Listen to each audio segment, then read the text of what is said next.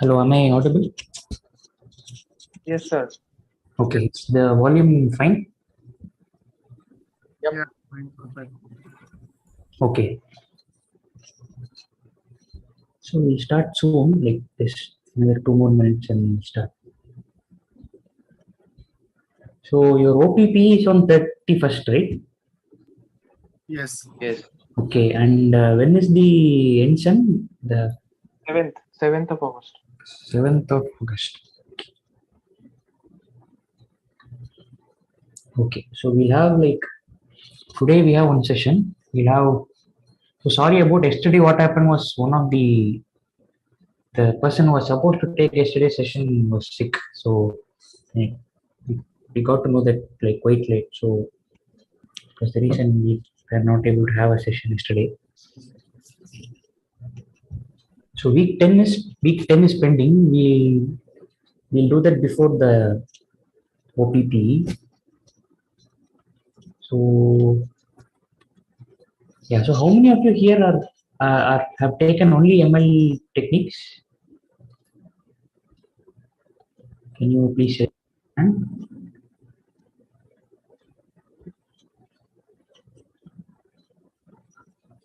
Okay. Rest of you, like all the others are doing both, is it?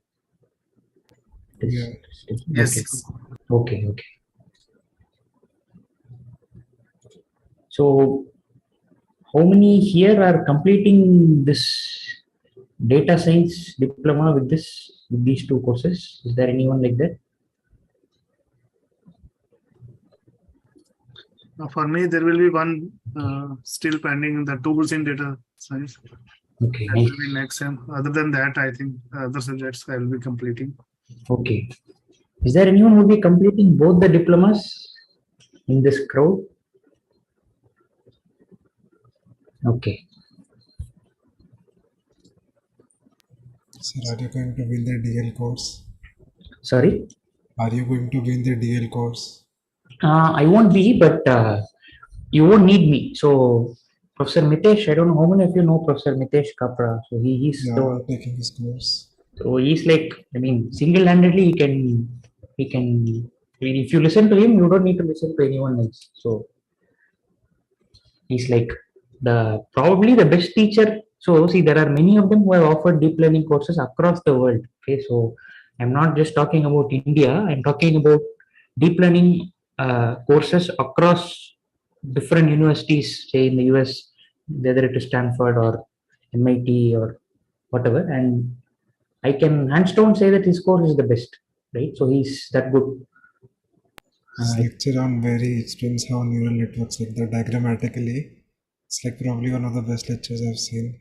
True. So I had the good opportunity of, good fortune of sitting in his class when he first recorded these deep learning lectures. He delivered the lectures in IITM in the year 2018 or 2019. So that was his first set of lectures on deep learning. So he spends like several hours preparing slides. Just preparing slides, he spends several hours. So that is his level of dedication. So yeah. Okay, so we will start officially. Okay, so unfortunately, I have the same set of slides that you would have seen. Some of you would have seen, but with some few additions. So that's what we'll be doing today. I'll spend some time on the history of neural networks, how they came about, right, and where they are currently, right. So uh, we'll take up each of these one at a time, and then we'll jump to the more theoretical part of what a neural network is, the mathematical formulation and all that, right. So first will be the history. So uh, one of the first attempts to model neurons, right, it comes from biology. So this was an attempt to model biological neurons, and it's called the Macaulay-Pitts neuron model. Okay, so Macaulay and Pitts were two scientists who came up with this model of a neuron.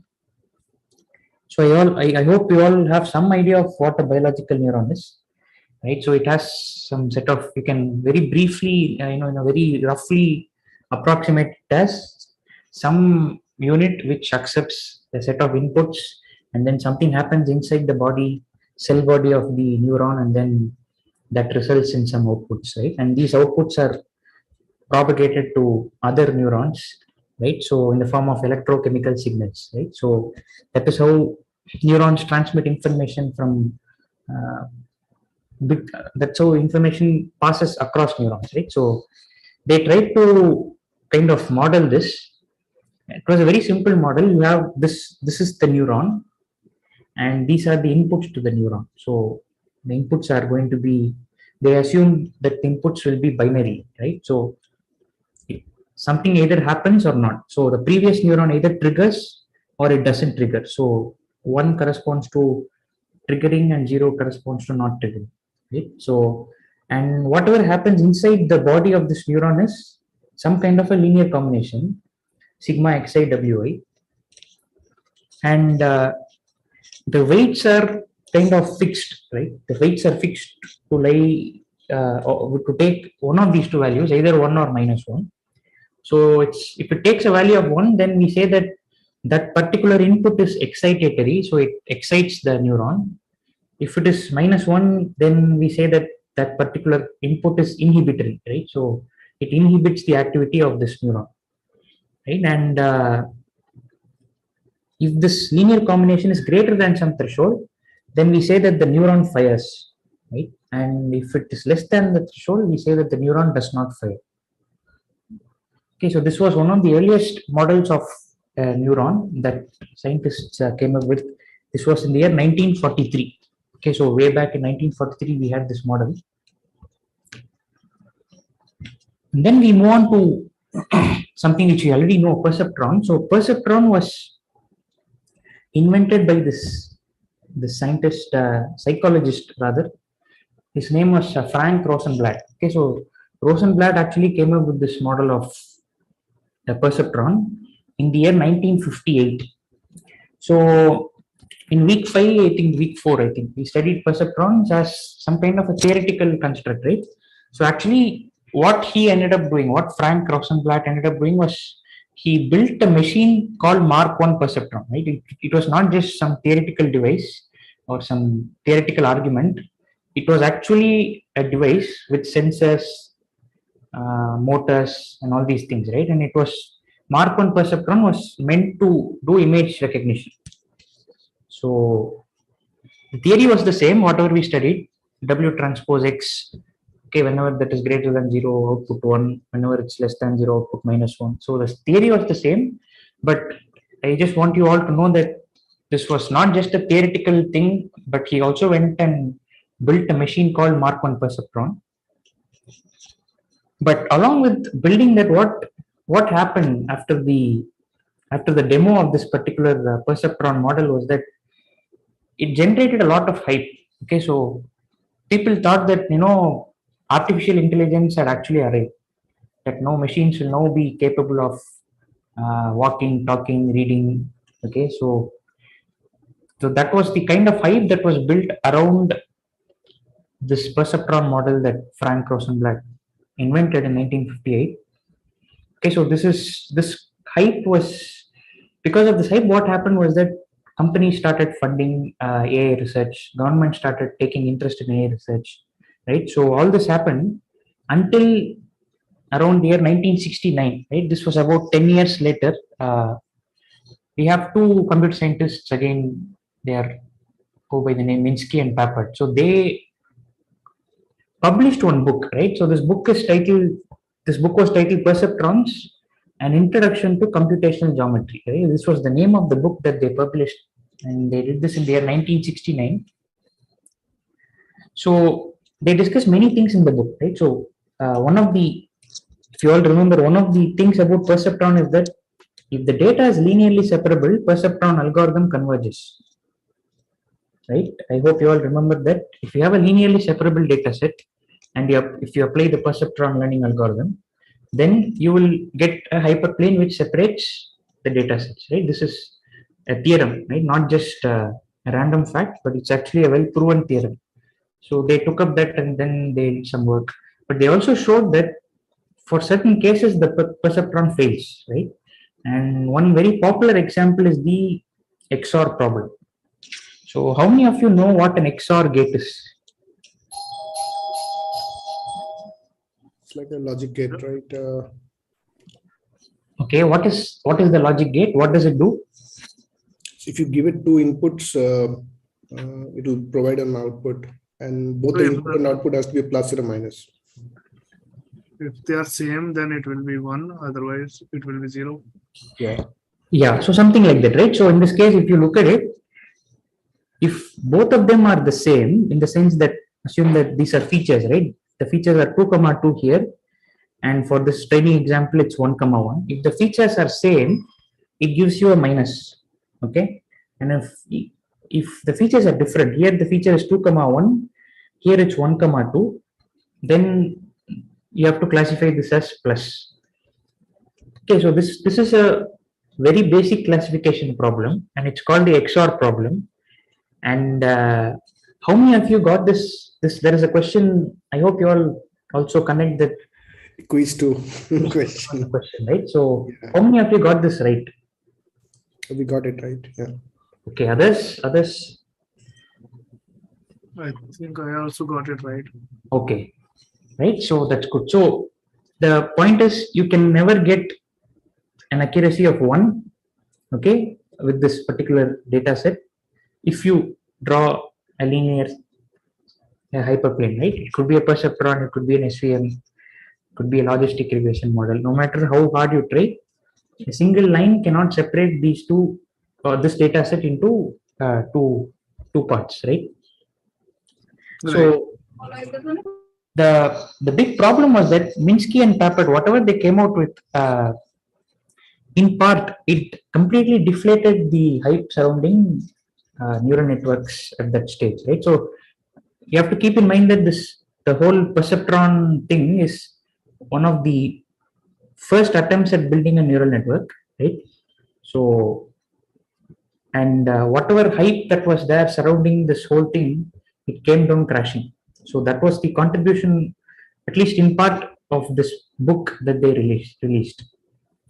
Okay, so this was the state in the year 1969.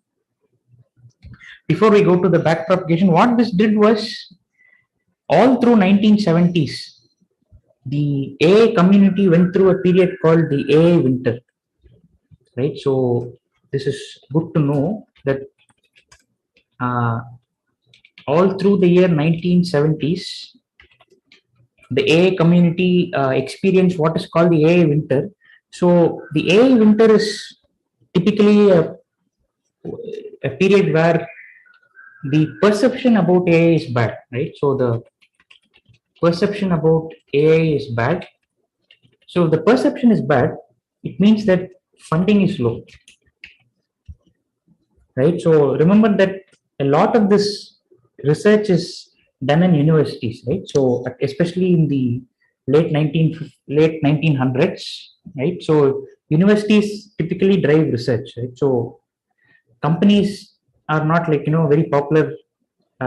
Such tech companies, you can't, I don't know if you can find the equivalent of them in that age. Maybe you had IBM and you had some other big names, but typically a lot of research is going to happen at universities, and if the public perception about your research field is low, is bad, then it means the government is not going to fund you, right? So people are not going to take interest in your work. So that was what happened during the 1970s, and this period is called AI winter, right? I hope you understand why it's called winter. So the period that we are going through, we are currently in, is called the AI spring. Okay, so whatever we are experiencing now, so the very degree that you are all enrolled in is because we are in an AI spring. Okay? The perception about AI is so good today that data science is so popular that we are currently in one of these spring periods. So do you think that, so I'll just ask one hypothetical question and you can answer that. So if IITM had offered this degree 20 years back, okay, forget about the online mode, but as a degree, data science as a degree, do you think there would have been any takers? No. Very rare. Oh, Yeah. Okay, so we'll come to that part also. I want to talk about a bit why. So what actually triggered this AI Spring? So how did we transform from this AI winter to AI Spring? So that is where we have this work by Jeffrey Hinton, who is a professor at University of Toronto. So we'll talk about backpropagation in a bit, right, in the second half of this session. So Hinton and some of his colleagues, they came up with this algorithm called backpropagation, or rather they popularized this algorithm to train neural networks, right? So neural networks are like notoriously hard to train. At least they were notoriously hard to train way back when they were during the early stages of the research. And these guys came up with this algorithm to train neural networks. Okay, so that was in the year 1986. Now we have moved to the next decade. So this was the paper that actually revived, the neural network research in some sense. It's called learning representation by backpropagating errors. Okay, so and that kind of added some more energy into the neural network research. So from that area, that era of 1980s and so on, we now move to the year 2010. Okay, so between 1980s and 2010, you could say that the best classification models or the state of the art was probably SVMs. SVMs were very popular during that 20-year period between 1990 and say 2010. And you also had this boosted models, random forests, and all these things, right? So neural networks were still lying there, but they were not very popular. Okay, so you wouldn't, if someone asked you what your first choice was, I would probably say go with an SVM. I wouldn't say neural network. Again, because they were still hard to train. Even after this algorithm of backpropagation was invented, they were still hard to train. What happened in 2010 and afterwards, right? That marked a very critical phase in neural network research and also in the AI community. So this woman that we are seeing in the picture is Fei Li. Okay, so she's a professor at Stanford. So she, along with a group of researchers, they kind of built this data set from scratch, and this data set is called ImageNet. Okay, so ImageNet is a huge data set. And when I say huge, it's like really huge. So we have around 1 million images in this data set. Okay, so these are all labeled images. They are not just collection of images, but labeled images. And these are just for training. Okay, so you have about 50,000 for validation, 100,000 for testing, and the number of classes is 1,000. Right, you have nearly 1,000 classes. So imagine what we have studied in the course so far. We have mostly been looking at binary classification, right? And to come up with a data set that has 1,000 classes, right? If you think about the kind of challenge that this is huge. Okay, so they came up with this data set, Fei Li and their group, and every year, starting from 2010, for 7 years, they conducted one challenge, and they called this challenge the ImageNet Large Scale Visual Recognition Challenge. Okay, so it's basically a classification problem. Given an image, you have to identify which class it belongs to. And the only problem is that you have to predict 1 among 1,000 classes, okay, which is not at all easy. Okay, so I'll just ask a few questions here. If you were to participate in this contest, let's say, what would be the challenges that you would face? Can't train the models with too much data. Okay, there is too much data. Okay, so let's spend some time on that point. just organizing and arranging the data, what all problems will you face in data processing? I think multi-label, there's so many thousand labels. So that would be a real big challenge, because even if you use models like, where the probability is there may be very fine difference between the probabilities in 1,000 classes. So that could be a problem. Okay, that is a valid one. So we have too many classes, and even if it's a probabilistic approach, if you take, it's going to be tough. Okay, so that is from the label perspective. From the data perspective, what other challenges do you see? So the images will be the grayscale images or colored images. Assume that they are colored images. So that is a big problem. Like you have to manipulate for every pixel there will be like 3 values, red, green, and blue.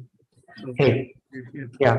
So that's a good point. So if you think about it, typically image sizes are around 256 cross 256 cross 3, right? So there are 256 by 256 pixels, and each pixel has three values. So if you think about the size of these images, assume that one image is 1 MB size, right? Of size 1 MB. So if you have 1 million images, how big do you think is the data set going to be? Training images alone. Terabytes. Around 1 terabyte, right? So if you have 1 million images, where each image has 1 MB size, then you're talking about how many? 1 million. So that's 10 power 6 megabytes, roughly 1 terabyte. So how big is your hard disk typically? 1 terabyte. So it's like just carrying this data around. You'll have to go you'll have to go walking, from one center to the other. If you are working in some say research lab, you'll have to keep carrying these hard disks around, right? So imagine feeding all these images to any machine learning model. That itself is going to be a big challenge, right? So this is the kind of competition that she was running for 7 years. Okay, so this was before neural networks became popular. So now we enter these competitions and see what happens. So 2010 and 2011, the state of the art are some other models, right? They are not neural networks.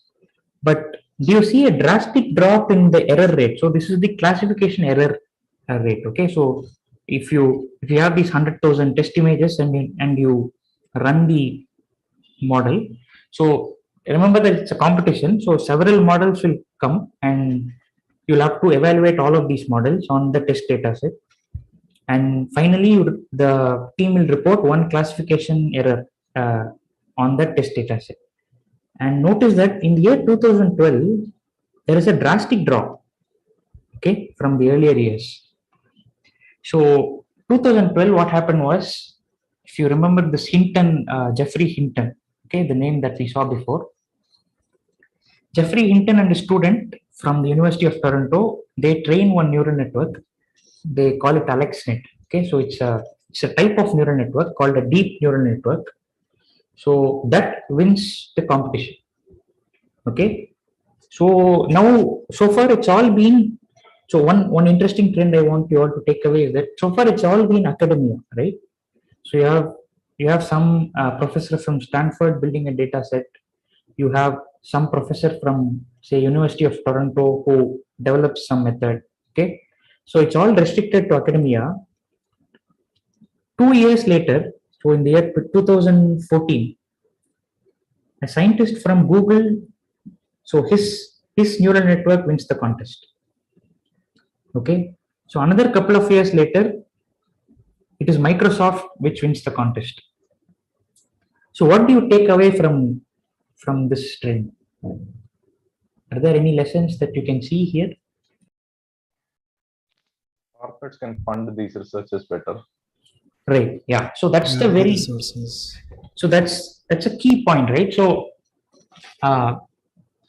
the academic community comes up with certain models, okay?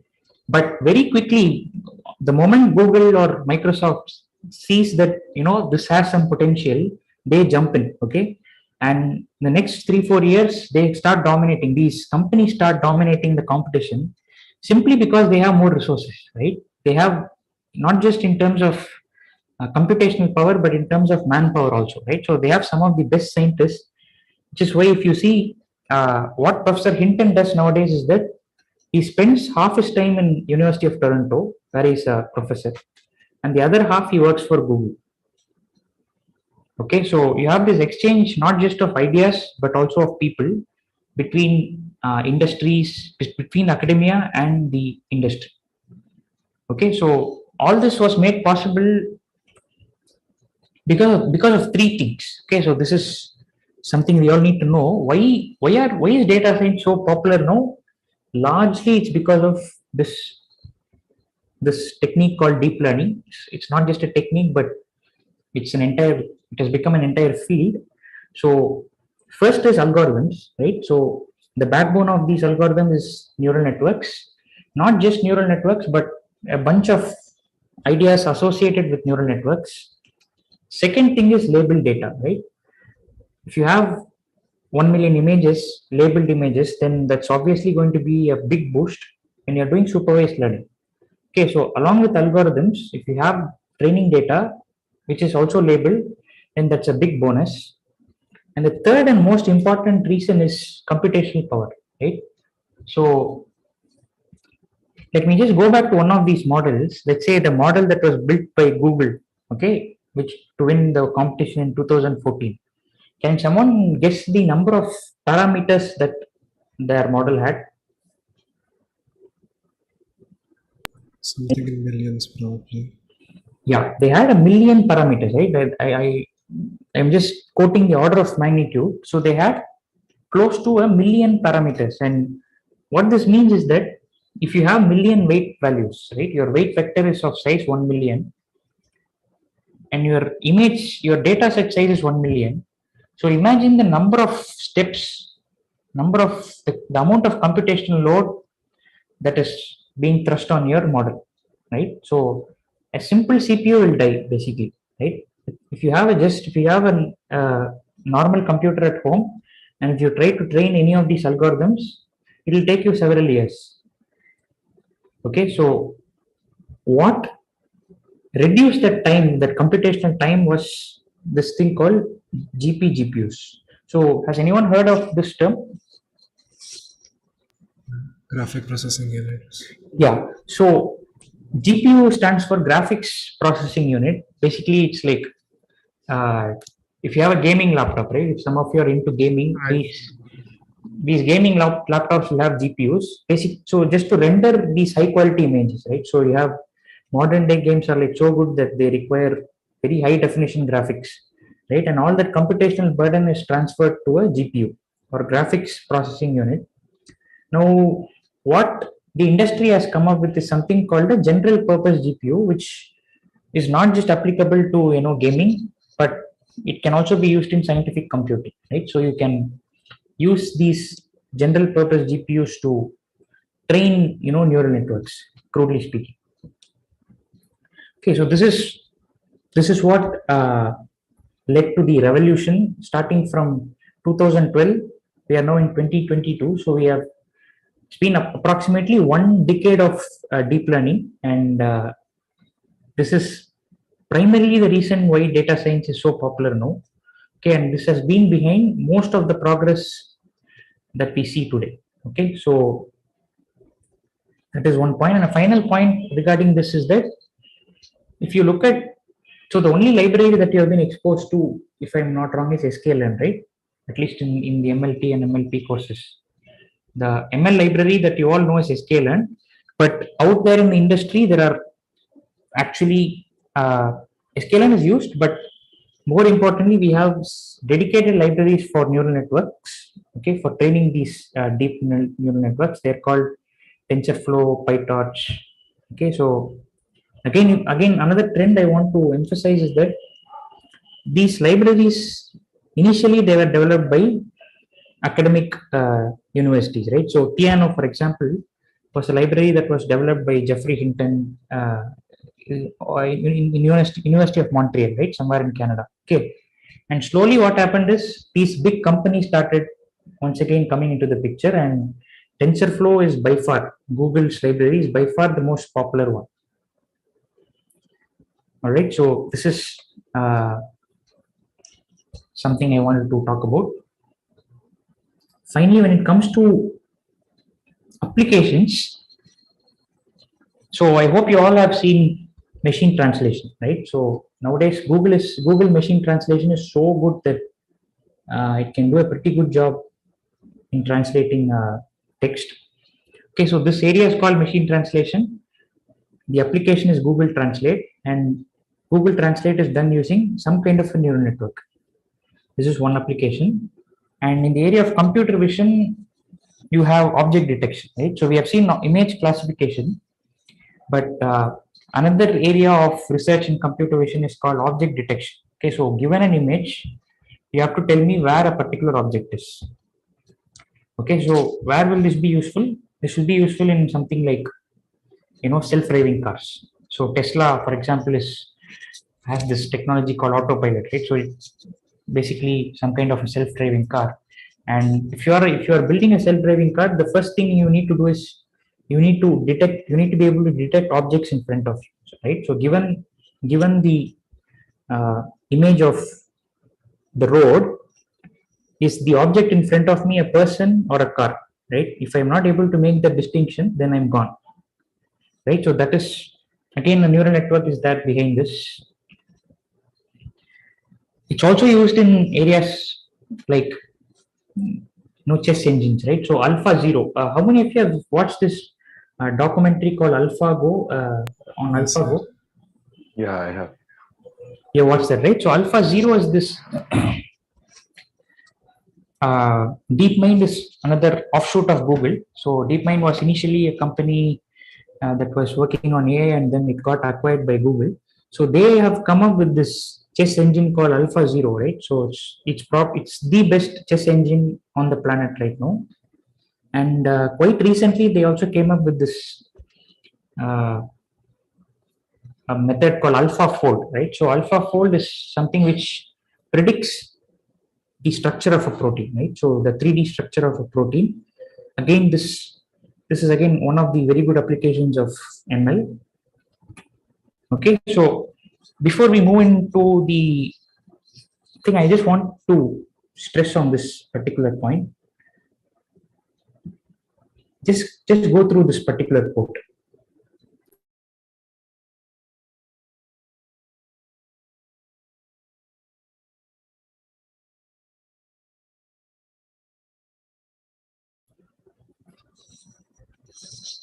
So this thing is called Moravec's paradox. So can someone tell me what this person is saying here?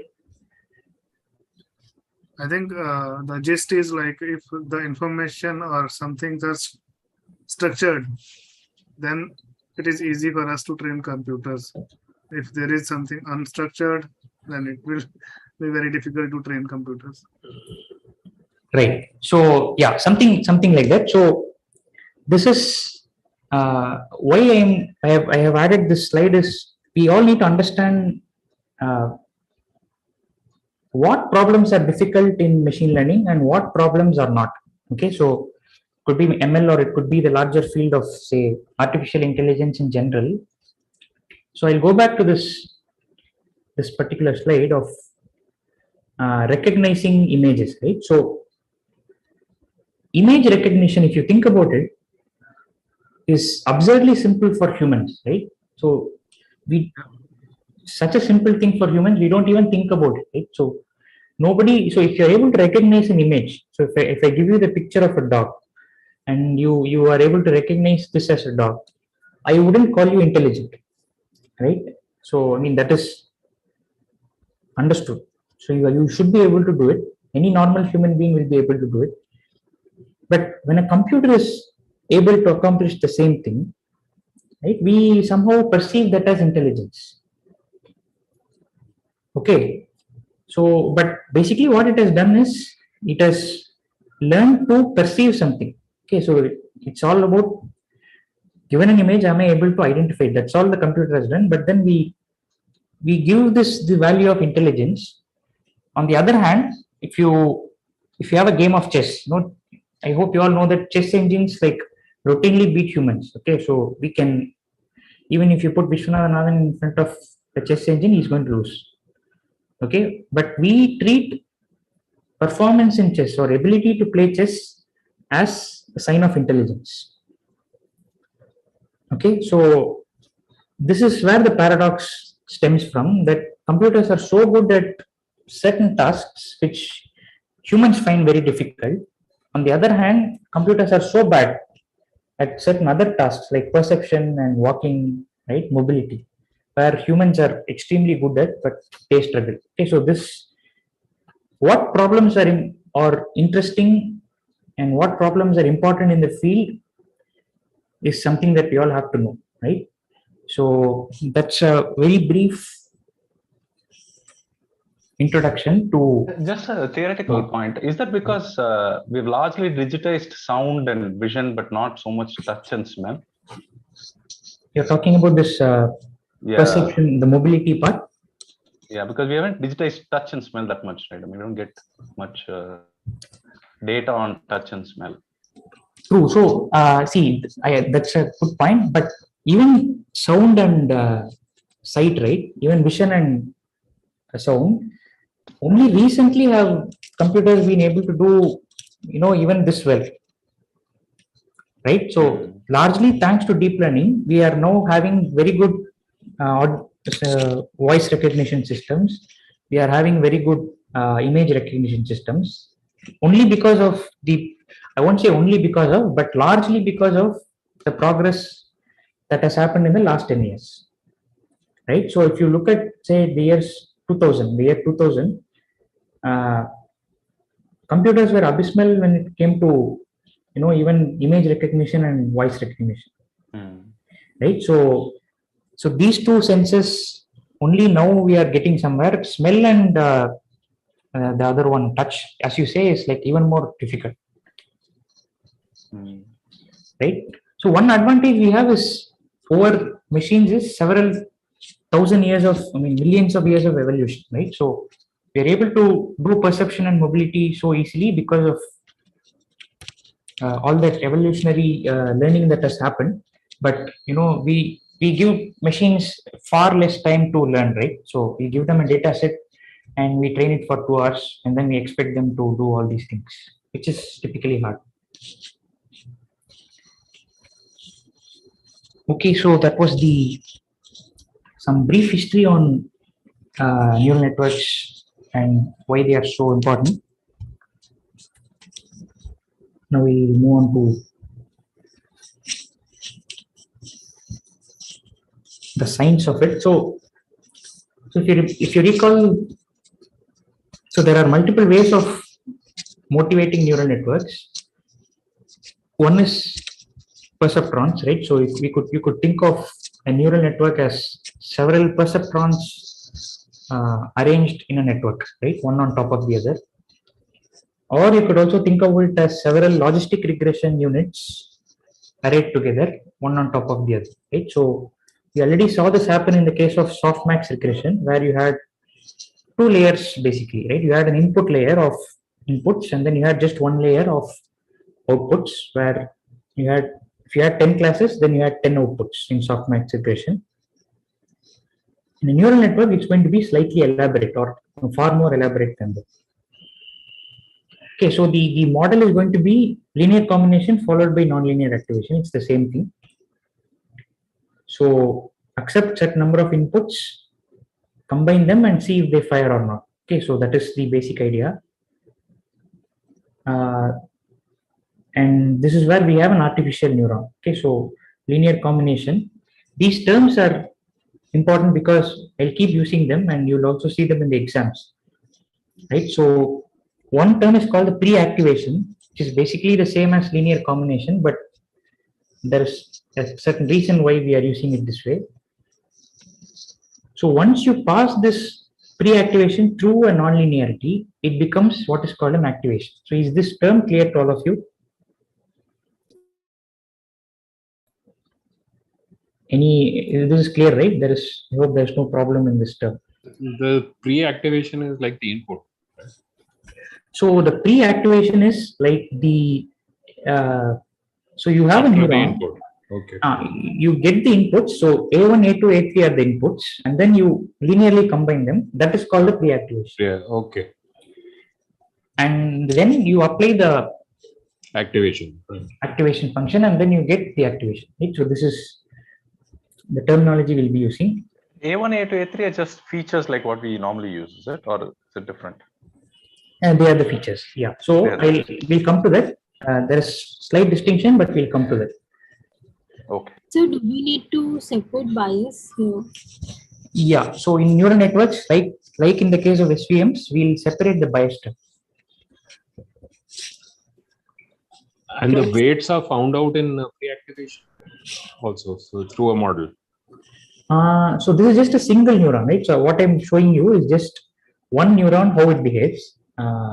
But you have to know, have all these neurons arranged in the form of a network, and then learn the weights for each of them. We'll come to that part. Okay, is this image okay? How a single neuron works? So it seems similar to logistic regression with a random activation function. Exactly, yeah. So this is same as logistic regression. Only thing is that this G could be, in logistic regression, G was sigmoid, right? Because now we are not restricting ourselves to sigmoid. As we'll see, we can use different kinds of activations. Okay, is the single neuron case okay? Excuse me, Yes, sir. sir. May I ask something? Yeah. So in a single neuron, we'll have a single activation always, right? It will always have a single activation. All right, sure, sir. Thank you. Okay, so right, yeah, single neuron doesn't have much capacity. So with just one neuron, you can't do much. When you have a lot of neurons which are arranged in a particular fashion, then your model is going to be much more expressive. Right? It's going to have a lot more capacity. So there is one point which I'll come to it at the end. The number of parameters of a model alone is not important. Okay, so the way these neurons are arranged, they are stacked in the form of layers. So that also is important. In fact, that is the most important part in the network. So when you have multiple, sorry to interrupt, sir. Yeah. So when you have multiple neurons, does that mean that there are multiple activation functions, or it is the same activation function in all the neurons, just the weights change? Okay, good point. So there is, so you will have typically you'll have two activation functions. One which is common to most of the neurons, and one which is specific to the last set of neurons. So, but in general, you'll have only one activation function. Okay. Sir, in each layer there is like a specific activation function, right? So if we have layer 1, we would give like a specific activation function to that, and we can give another activation function to the second layer, like that. And like it is not, yeah. But in a layer specifically, all the neurons would have like a same. Will have the same, but even across layers, right? I don't think I have seen networks which have from layer to layer activation functions keep changing, right? Yeah. Those are not, but we can, like, it's not. Right. Yeah. But you can. Yeah. Sure. So maybe the final layer will have a separate because that will be the output. Yeah, the output alone will have a separate activation function, so that will become clear in a minute. Okay, so this is the general idea. You have each one is a neuron here, and each one produces a single output.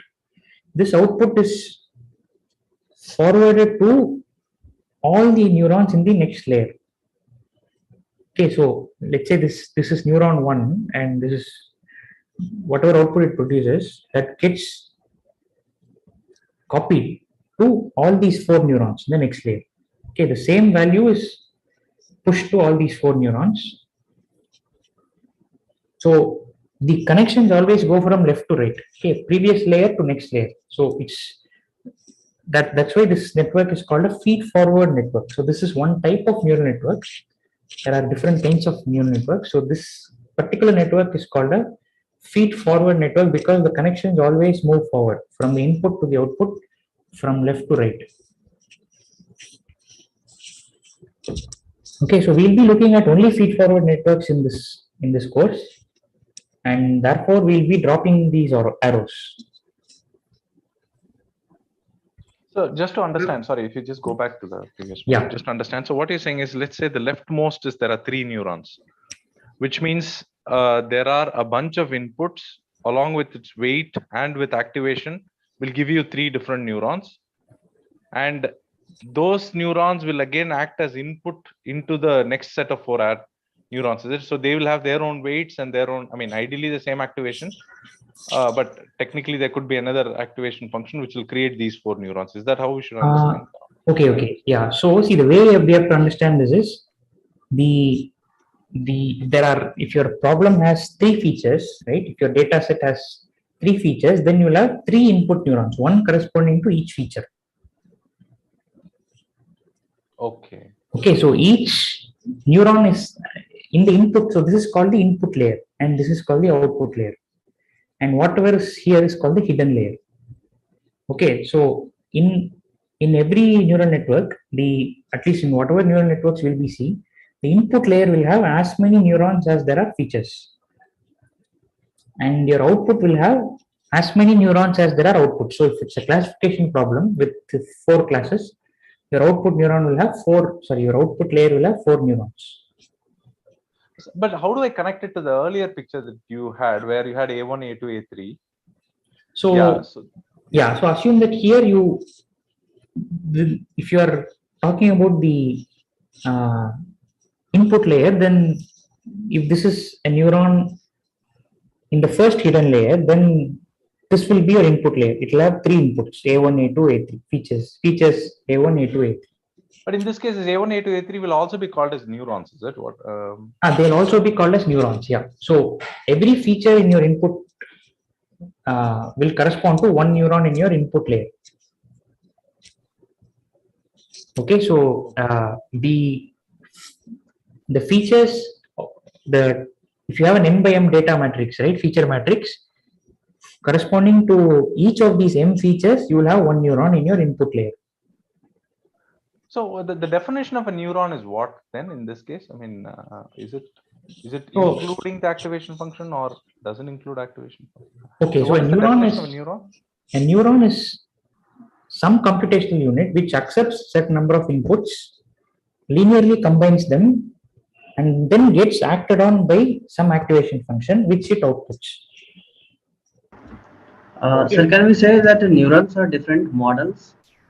No. So a neuron is not a model. A neuron is part of the entire model. It is the, so okay, so a neuron is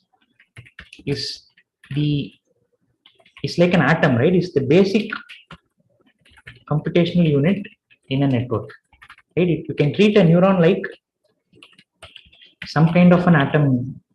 If you think about it, it's the smallest or basic computational unit in a network. So the following things happens in a single neuron. It receives inputs.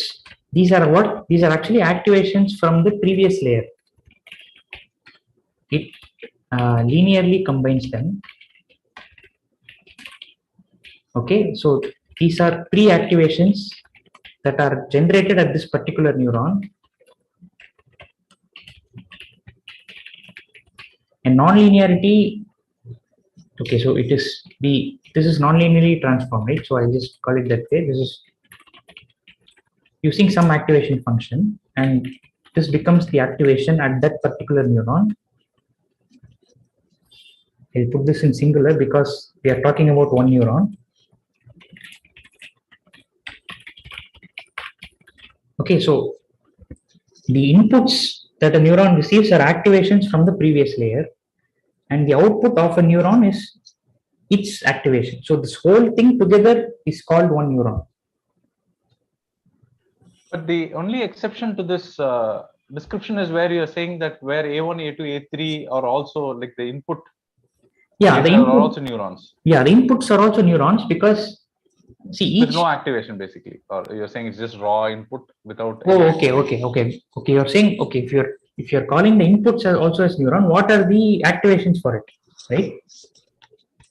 I mean, if you have a set of neurons at the input, then what comes before that is what you're asking, is it? Correct. So in the picture you have A1, A2, A3, right? So and in the third slide from here, the second slide from here, you call them input neurons. Okay, right, got it. Okay, so you could maybe make a small distinction. I mean, so if you deal with neural networks often enough, this distinction will become clear based on the context. Right. But you could make this distinction by saying that you have input neurons which do not perform any computation. So they just forward their inputs to the next layer. So as a general model, what you're saying is it receives an input, does this linear combination, activates them and provides an output, which will go on to the next layer. Correct, yeah. That's how it goes. Yeah, so maybe we can make this distinction and say that this is a hidden layer neuron, right? So which is at the hidden layer, it will do all these things. And what an input layer neuron will do is it would just do this last part. It will output an activation, which is basically the feature value. Sir, alternatively, you can think of like the input layer neuron as a neuron with an activation function equal to identity. Identity, right? Agreed. Yeah, that is also a valid way of thinking. There's no linear combination also. I mean, it itself is just a individual input. Right. Yeah. Okay, got it. Okay, so this is the idea, and you put them all together in this kind of a network-like structure, and you end up with a feed-forward network.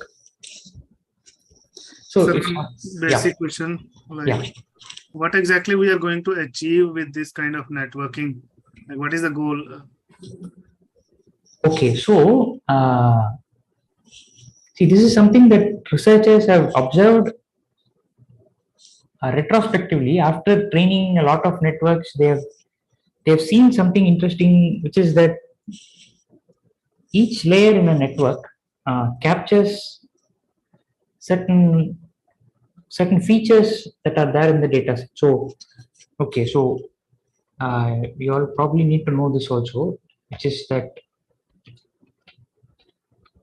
before the advent of deep learning,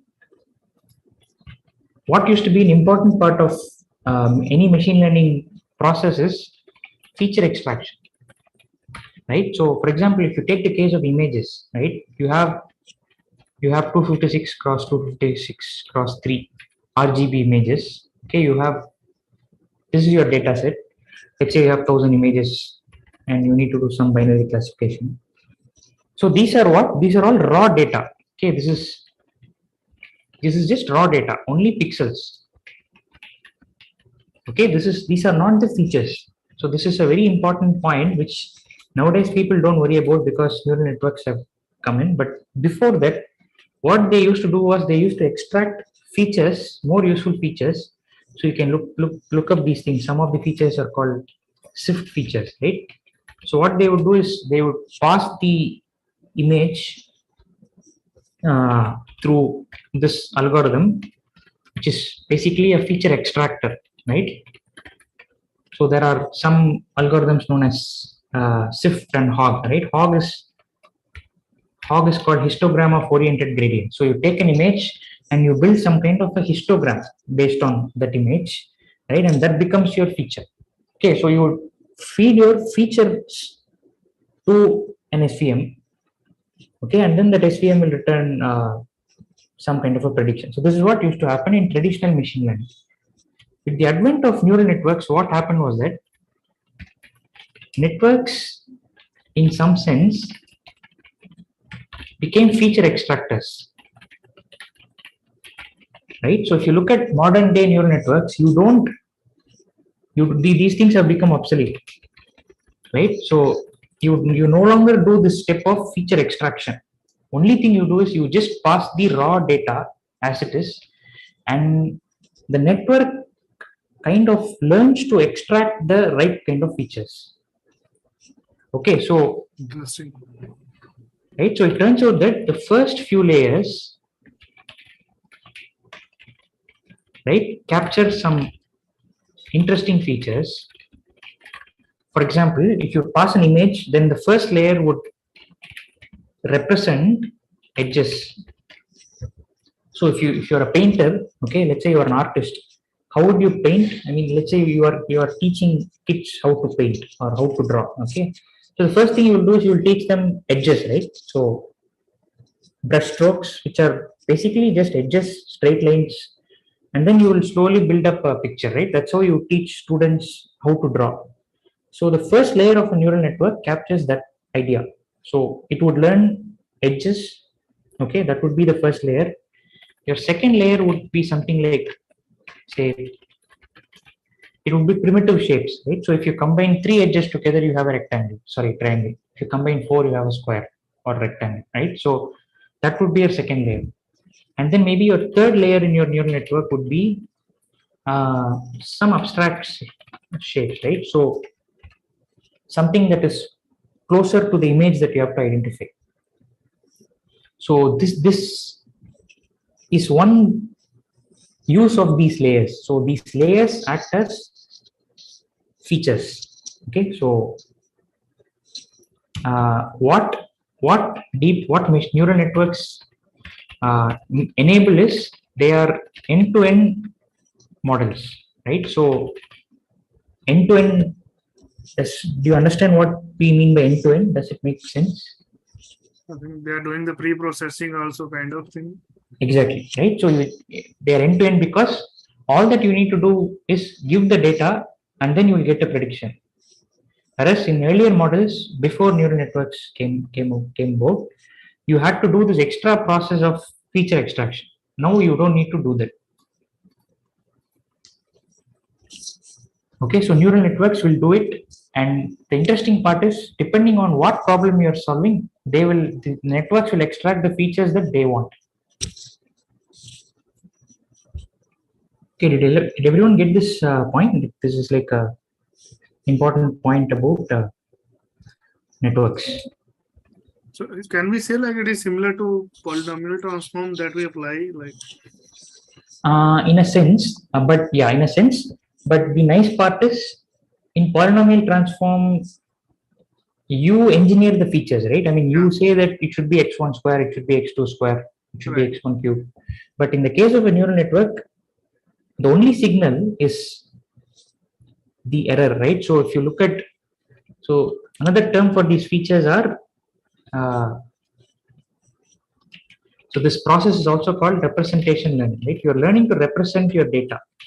So if you look at this, I talked about this Jeffrey Hinton, right? This is why that paper is so important, because you are using a neural network to learn representations by backpropagating errors. So error in this case is nothing but the errors that come from your loss function, right? So by kind of pushing these errors back through the network, letting them propagate through the network, you are learning features or representations. Okay, so it's similar to polynomial transformation, but much more powerful than that. Sure, got it. Okay, so what we will do is, yeah. Sir, one question. Yeah. If you go back to previous slide, yes. Can we say that for a different set of weights, we have different neurons? Sorry, for a different set of? Different set of weights, we have different neurons. No, see, for a given neural network, we will have a certain number of neurons, and the weights are given by, I'll come to the weights part. The weights are actually the weights of the connections between neurons. Okay, so sir, for example, yeah. Sir, for example, given data set have 3 features. Suppose x1, x2, x3. Okay. In this case, and we are applying a linear combination with certain weights, and we are getting 4 different neurons. Okay. See, So another question here is, sir, can we say, yes, sir. Yeah, see, I wouldn't, so I would just rephrase what you're saying. We don't get 4 different neurons. The neurons, see, what you see here is called the architecture, right? It's called a network architecture. The architecture will stay the same. The values taken by these neurons will change. Rather, the activations that are produced at the neuron will change depending on what your input is, right? So if you have 3 features and 4 neurons, you will still have only 4 neurons. That won't change. But what activations get generated at these neurons are going to change depending on your input. So in some sense, can we say that we are converting 3 features to 4 features? Yeah, that is true. That is valid. Yeah, that's a good way of understanding. You are getting some set of features and then you are transforming it into a different set of features. So each layer of a network can be seen as some kind of feature transform, right? Your weights are transforming your features into one space into some other space. So that's a valid understanding. Yeah. Okay, so one final question to all of you at this stage. If you have done PDSA, then what kind of a graph is this? Directed acyclic. Yes, yes, it's a DAG. Okay, so this is a directed acyclic graph because it is directed and there are no cycles. Okay, so we'll explore 2 networks, one for regression, one for classification, but you will see that you'll see the versatility of neural networks because the same structure can represent both regression and classification. So we won't need to have too many changes done here. So notation is going to be this. Small letters are going to be scalars. Small letters in bold are going to be vectors. And matrix is going to be capital letter bold. Okay, this is the notation. This is something familiar to all of you. Feature matrix is X, N cross M. N samples, M features. Labels are going to be N. It's going to be a vector for regression. Only change for classification is that labels are going to be matrices, right? So this will be one hot encoded matrix. Okay, so data is clear, right? We don't need to spend time on this. Okay, so that is the data. The neural network is, you can think of it as a function approximator, right? You're just learning a function from features to labels. So for regression, the function is just going to output a real value. For classification, it's going to output a distribution over K class. So what kind of a distribution is it? Is it a Bernoulli distribution? Is it binomial? K classes will be multinomial. A multinomial, something simpler than multinomial. If you have K categories, what kind of a, it's a categorical, right? So it's like K-sided dice with K faces, right? So it outputs this probability distribution in the case of classification. Okay, so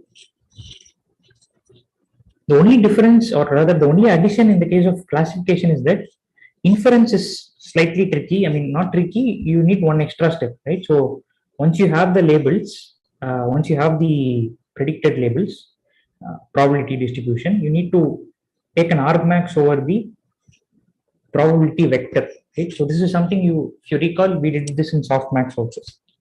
Okay, same thing. That is how inference happens for classification in networks. Okay, any questions so far? Sir, is this again an activation function which we do in the output layer? No, right? So this is kind of outside the network. So okay, until this point, the network kind of stops till you get the output. Okay, inference is something that we do outside the network. You get hold of the output of the network, and then you do the inference by doing an argmax. Okay, so what the neural network gives out is the y hat. Is the y hat, yeah. Yes, sir. Okay, any other questions at this stage? Okay. So neural networks, okay, now we open the hood of the machine and see what's happening. So there are two stages in a network. One is called the forward pass. Okay, so given an input, how does it get transformed into the output? That is the forward pass. So in order to understand that, we have to look at these board, look at those which are in the board. We have to understand the concept of layers. And once we have layers, we need to understand what the weights are and how the process of transforming input to output is called forward pass. Okay, so we look at these one thing at a time: layers, weights, and then activation functions. So this we have already talked about. So there are three kinds of layers, right? You have input layer, input and output you anyway need to have. Okay, and in addition to that, in neural networks, you need to have at least one hidden layer. Okay, so otherwise what will happen if I remove the hidden layer? Can you tell me what model it reduces to? In case of logistic, if you are using that, it will be simple logistic. Right. So in the case of linear regression type, there's no okay. activation. If the hidden layer is not there, there's no activation. Okay. So if you are talking about regression and if you remove the hidden layer, it becomes just linear regression. If you're talking about classification and you remove the hidden layer, what does it become? Softmax regression. Yeah, in some sense it becomes softmax regression, right? So assuming you use the softmax activation for the output layer, if you are going to remove the hidden layer, it will become softmax regression. Okay, this will become clear in a while. So, but note that for a neural network to be of any use, we need to have at least one hidden layer. Okay.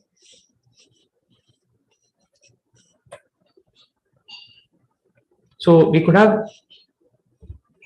different numbers of hidden layers. So this is a hyperparameter, right? We could have 2 layers, 2 hidden layers, 3 hidden layers, right? So we don't know, right? So a lot of time is spent figuring out what these number of layers are, and whatever you were talking about, right, regarding deep learning. And deep learning is typically what they do is they train deep neural networks which have a lot of hidden layers.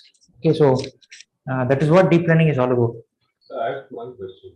Yeah. All these diagrams you've shown that going from a higher dimension to a lower dimension. But you said it can go from a lower to a higher dimension, so with some activation. So you're going to use... Your voice is very low, Vivek. Yeah. So can you repeat? I was like, I didn't get the. Can you hear me now, sir? Yeah, it is better. Yeah. Okay. So in all these graphs, you've shown that it's going from a higher dimension to a lower dimension.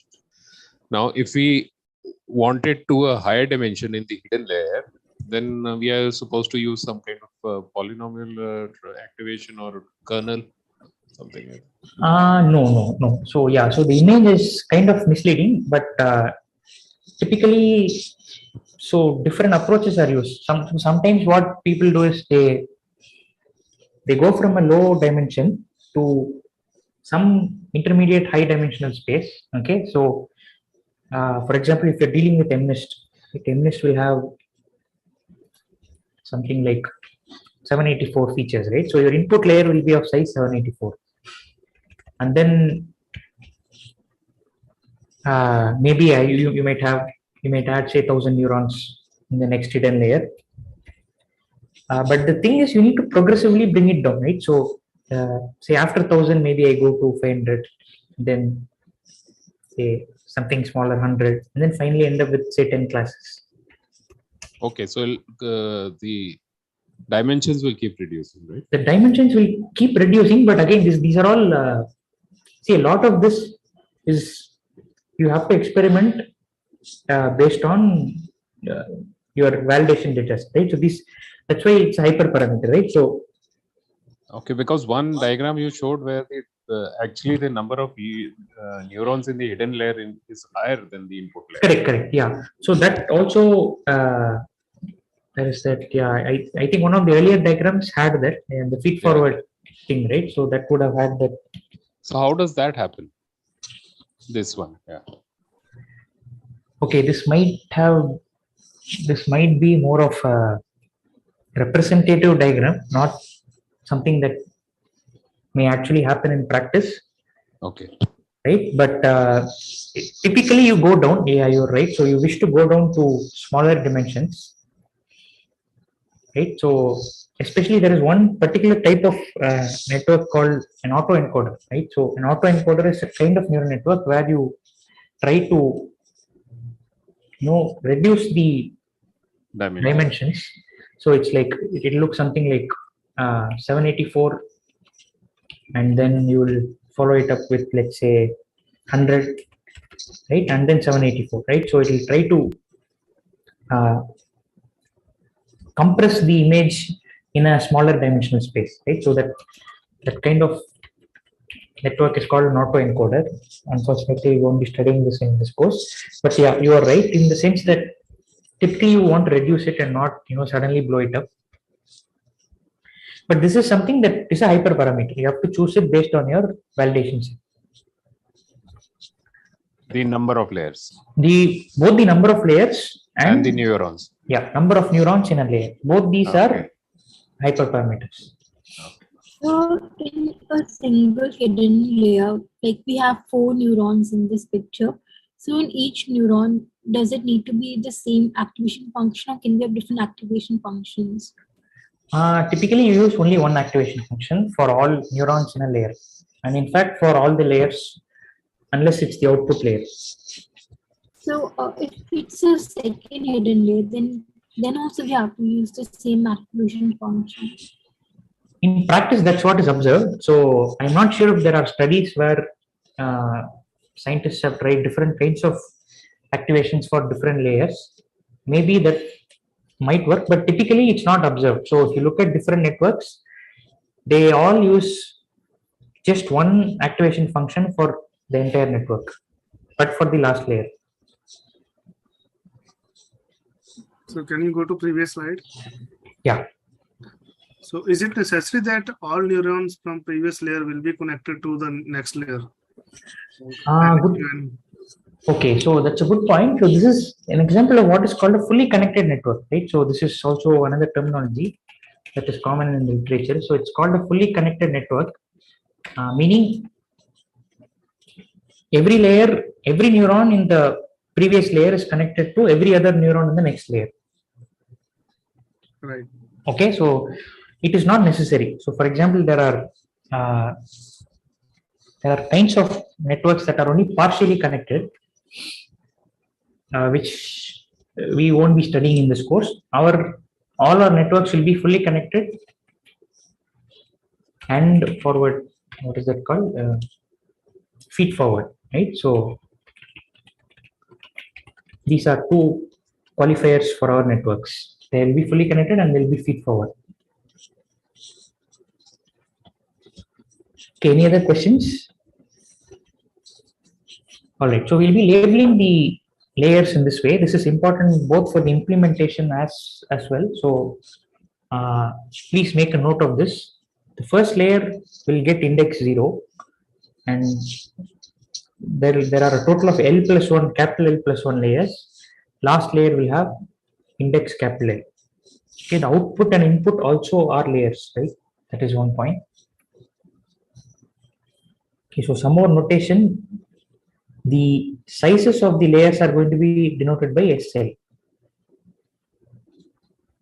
Okay, this is clear.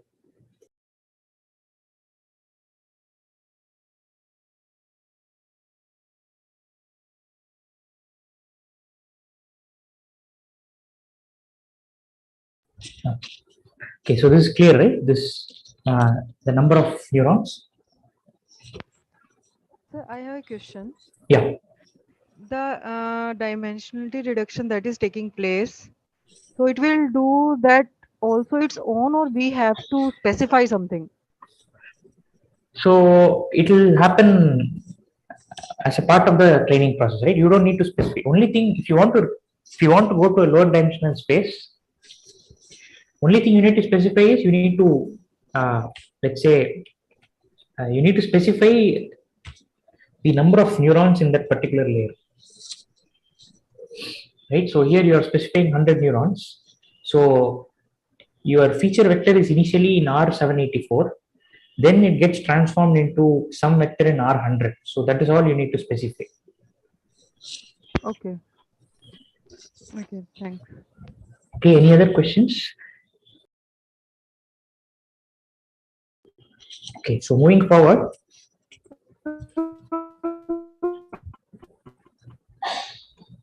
Hello, sorry, I didn't get your question.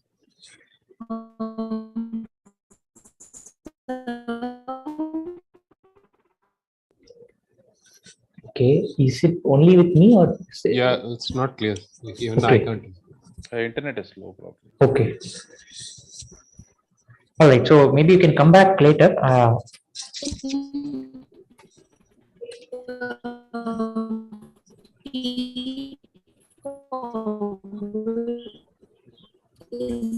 Hello, so Meher, can you try rejoining? I think it's the connection is very bad. We are not able to hear anything of what you're saying.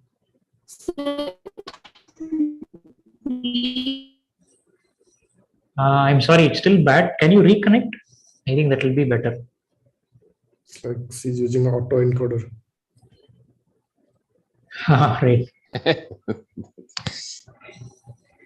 Yeah, there's a lot of loss of information. So anyway, so I'll just continue because we have a lot more to cover. See, the weights in the case of all the other models, the weights had a direct relationship with the features, right? So in the case of most of the models that we have seen, what were the weights? The weights were like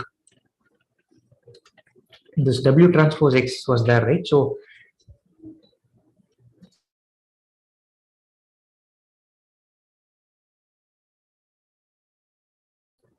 sorry, so the weight represented the importance of a particular feature in most of our models, but in the neural networks, that is true only of the first layer.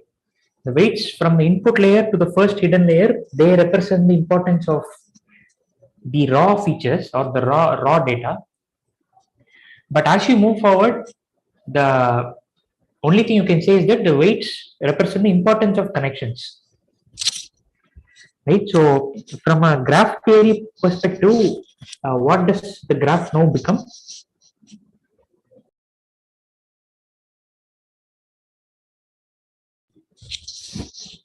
So could you repeat?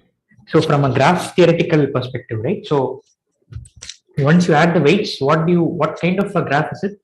Weighted graph. Weighted ASIC. Exactly, right? So it's a weighted dash. So the neural network ultimately is some kind of a weighted directed acyclic graph.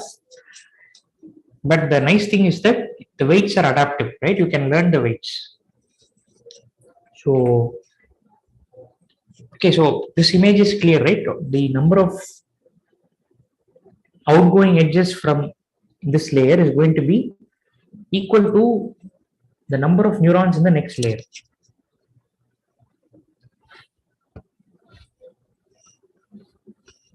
Yes, sir. Okay, and likewise, the number of incoming edges to a neuron in the layer L is going to be the number of neurons in the previous layer.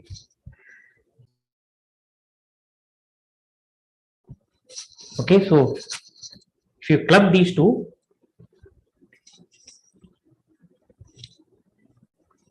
in a given layer, you will have these many weights, SL minus 1 cross SL. Okay, so for example, here you have 3, SL minus 1 is 3, SL is 2. So there are a total of 6 weights connect at layer L. So we call this the number of weights at the Lth layer, and that is equal to 6.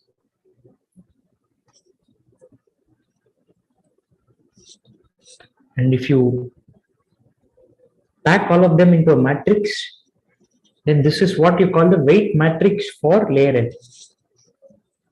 Okay, so this representation will stay with us till the end of the course. So is this okay? Yes. All right. So Wij is nothing but the strength of the connection between neuron I in layer L minus 1 and neuron J in layer L. Okay, so if you look at the rows, then they represent, what do they represent? They represent incoming. Yeah, they represent the incoming or outgoing. Each row. Incoming for L. All right. Sorry, it'll be outgoing. Outgoing, right? So the outgoing, yeah. Yeah, rows represent outgoing connections for layer L minus 1, and the columns represent incoming for L. Incoming for L. Okay, so this picture, please have it in mind. It's very useful. Unlike the weights are for edges, but the biases are going to be for the neurons. Okay, this is in small distinction, slight difference from earlier models. The bias is for the neurons, the weights are for the edges. Is this clear?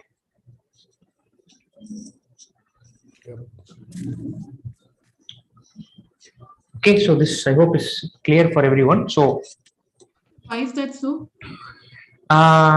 Okay, so we'll come to this. That next slide this slide will make it clear. So if you have a neuron, what do you do? If you remember, we do a linear combination of the activations from the previous layer, and then we add a bias term, right? So we add one bias for every neuron.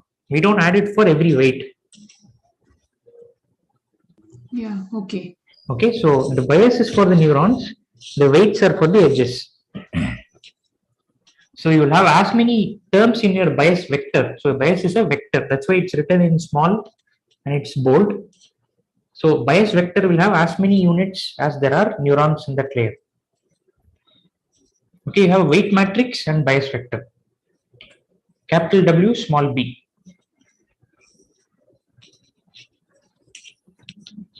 Okay, so this is again a repeat of the previous slide, one of the earlier slides. Now we'll know. So what we are doing now is we are vectorizing it. Okay, so that's what we are doing. Unless we do this, we can't do our collab properly, right? So we have to vectorize them. What happens for a single neuron now happens for a layer of neurons.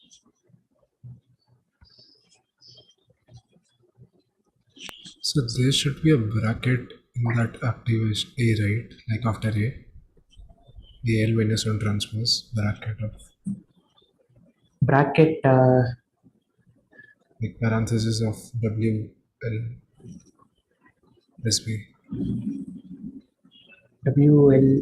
Oh, you mean to say open in a bracket? Yeah. No, right? See this. See, if you go to this equation, what are we doing? We are only doing W transpose A, no? W transpose A plus B. So I am just doing A transpose W plus B. Right? I'm not doing it for.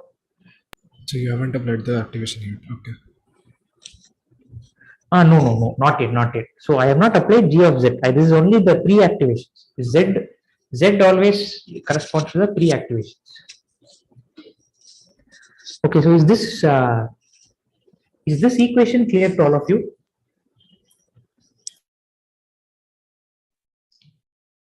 So we'll have Z in vector. Z was a vector, right? Okay. Yeah, this is a vector. Yeah, we'll have two. Yeah, correct. Okay, so A is the input features. A is the input activations. Your input activations. Okay. Right? Yeah, you are right. So there are features in the case of the input layer to first hidden layer. For every other layer, you call them activations. So you have to look at it this way, right? A transpose with the first column will give me Z1. A transpose with the second column will give me Z2 plus B, of course. Right? You have to add the B. And so basically this Z1 and Z2 becomes A1 and A2 for the next layer, right? I mean, had it been another layer after this? So they will become, so G of Z1 and G of Z2 will become the A1 and A2 for the next layer. Next layer, okay. Fine, sir. Okay, so see this from this picture, there is a very smooth transition to the matrix form. So this is the vector form. Now we move to the matrix form.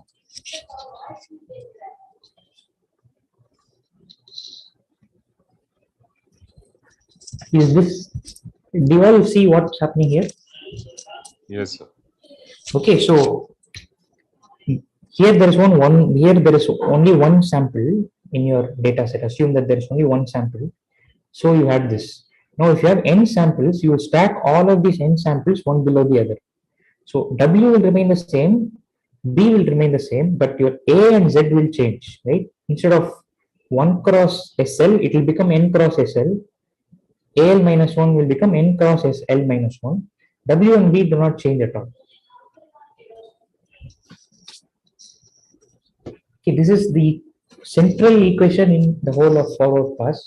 So you have to understand this clearly if you want to understand anything Why else. don't we take A transpose here now?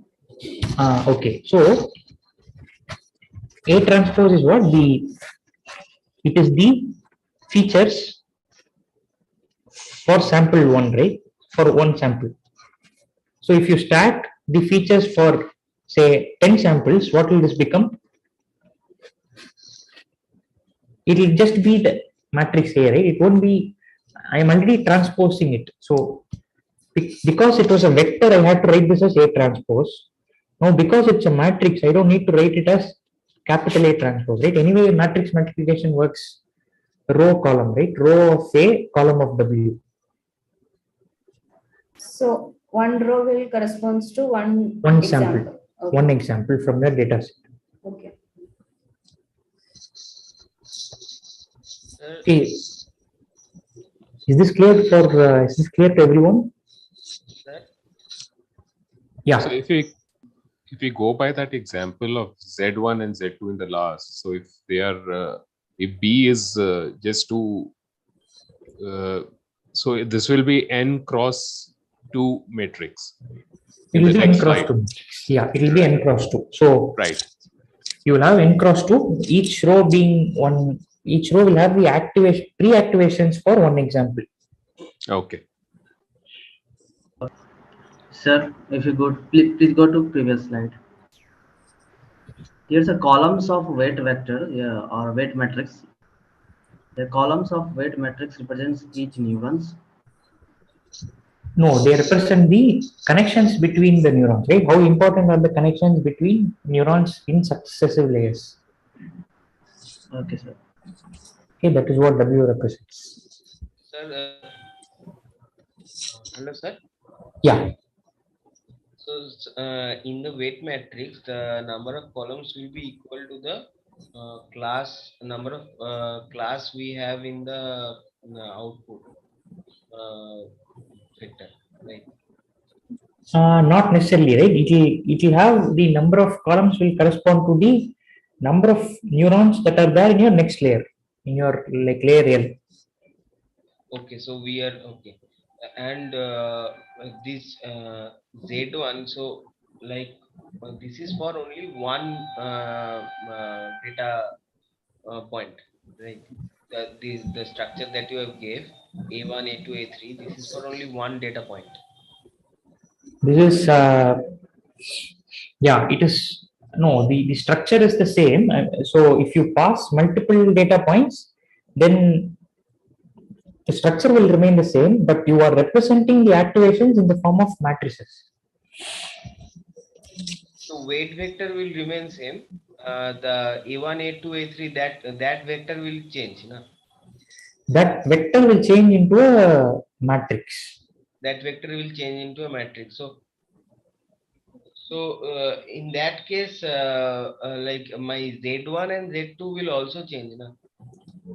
Z1 and Z2 will also change. That's what becomes Z capital Z, right? It becomes, earlier it was 1 cross SL because it was Z1 and Z2 for only one example. Now it is Z1 and Z2 for n examples.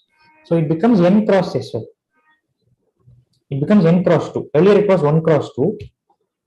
Now you are just stacking all these Z1 and Z2 for n examples. So it becomes n cross 2.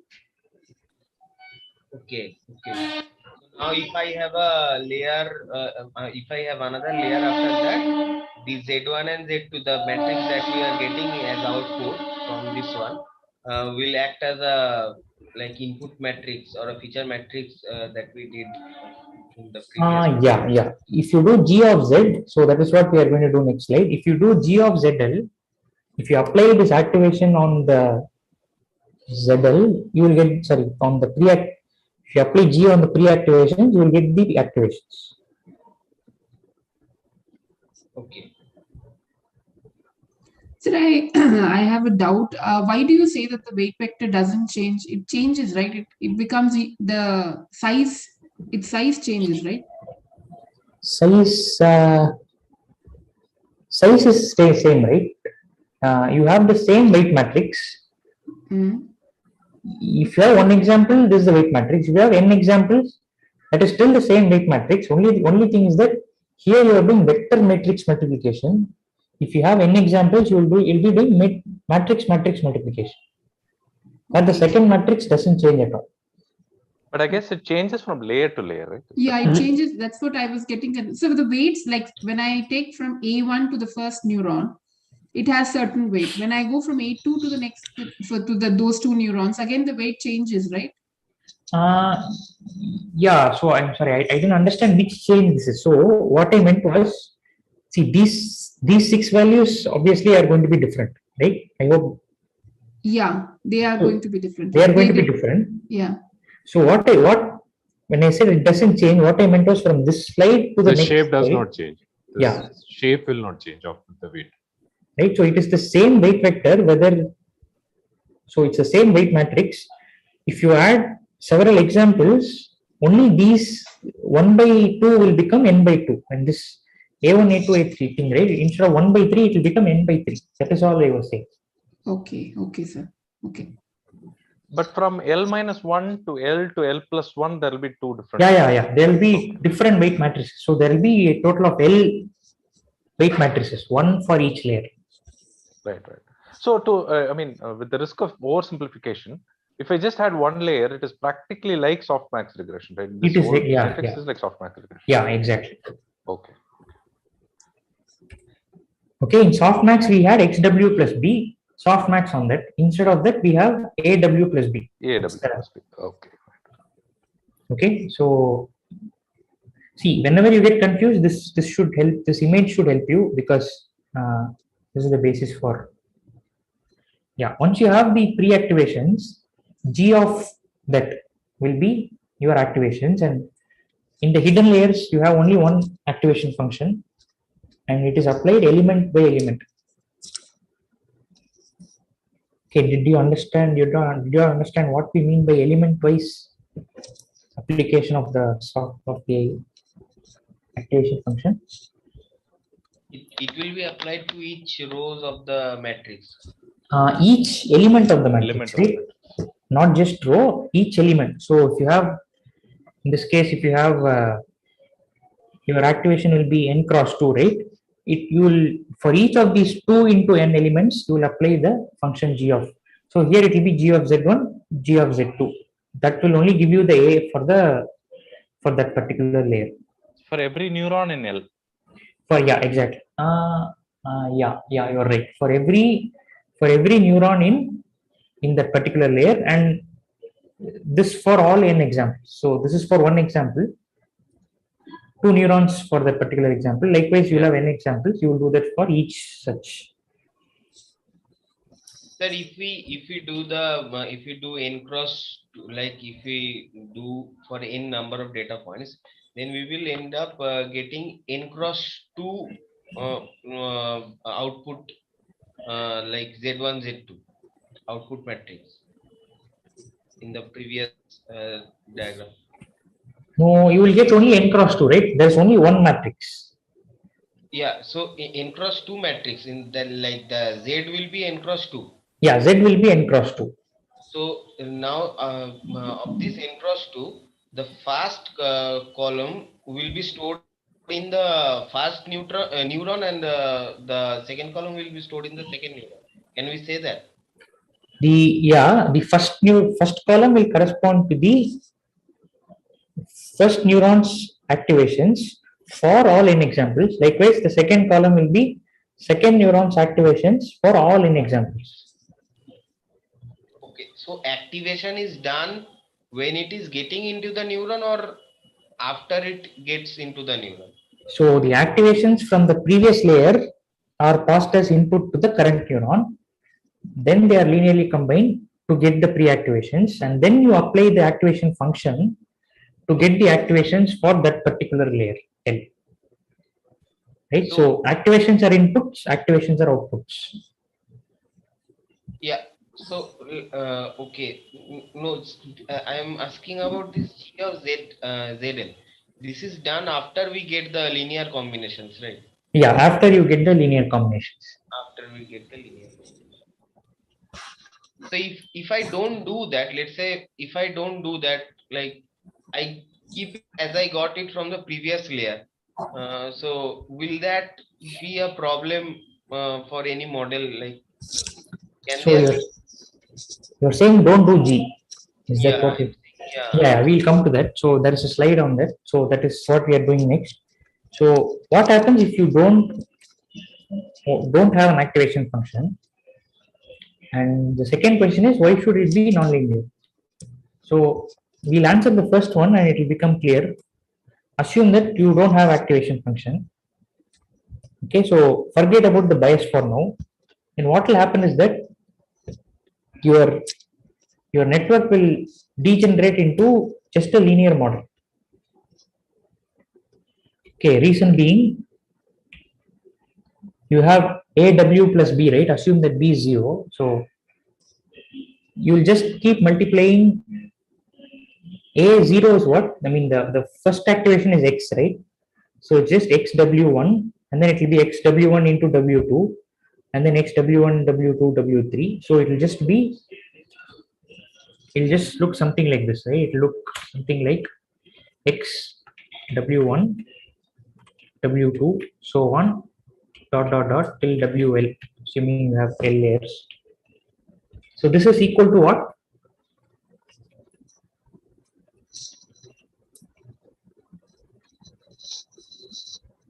Can someone tell me what is this equal to? So it will be equal to some other, linear combination. After all, we're just multiplying each other. So exactly, right? So this will be just some other matrix W, right? So I can just call it, if I call it W, it will be just XW. It's a composite function, basically, matrix multiplication. Yeah. So it is just matrix multiplication. So I just get some other W. So this is basically what? A single layer network. Okay. So if you have several layers without any nonlinearity, it becomes a single layer network. A single layer network is nothing but a linear model. And there is no, I mean, it's useful, but you don't need a neural network for that. Right? So this is why we need to have nonlinearities. That is one of the reasons why we need nonlinearities, right? So, and that's where activation functions come into the picture, and you have several of them. We are mentioning only 3 of the most popular ones. Okay, one is sigmoid. Sigmoid we are familiar with. The other 2 are called tanh and ReLU. Right? ReLU stands for rectified linear units. Okay, so ReLU is very simple function. So where, in what other context have we seen this function ReLU? So it's the opposite of hinge loss. Hinge loss, yeah.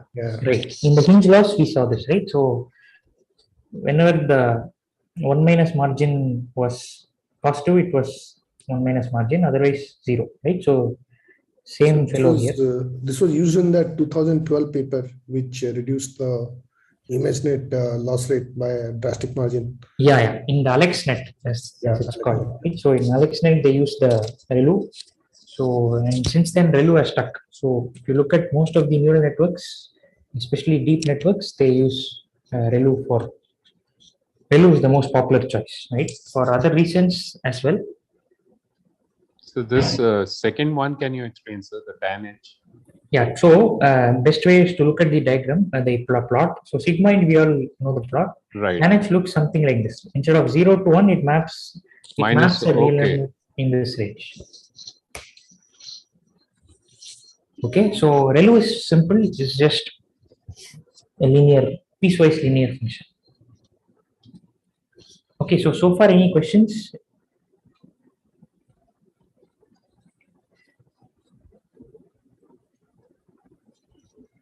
Well, the question is, how does these even work? But then I guess you need a lot of mathematical knowledge to understand it. No, okay. Actually, it turns out no one really knows. Right. So, to my knowledge, there is no theorem which people have been able to come up with, which says that ReLU works so well for this particular reason. So, of course, there is one reason, which is that which comes in the next slide. So, see, sigmoid and tanh they suffer from one problem called vanishing gradients. Okay, so we may not have time to discuss this in great detail, but ReLU is a good choice because the gradients do not vanish. Okay, by vanish I mean at least in this part, right? Wherever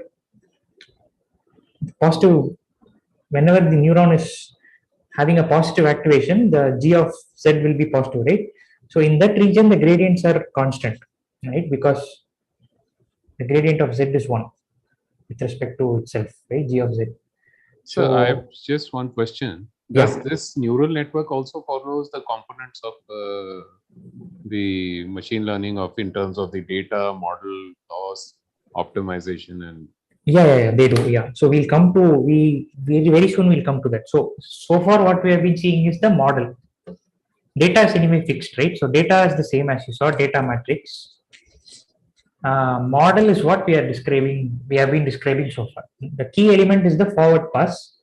So which is what we have been seeing all along. How do you, so what we have been doing so far is just that, right? So given an input X, how do I transform it into Y? Okay, so where we are currently is given an input X, we know how to transform it into some intermediate hidden layer representation. We call that ZL and AL.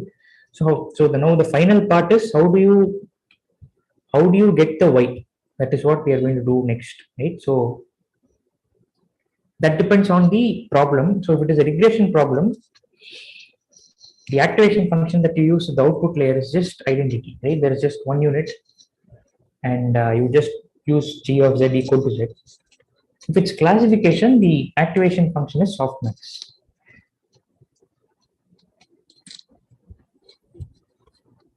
Okay, is this clear? How you get the output from a network?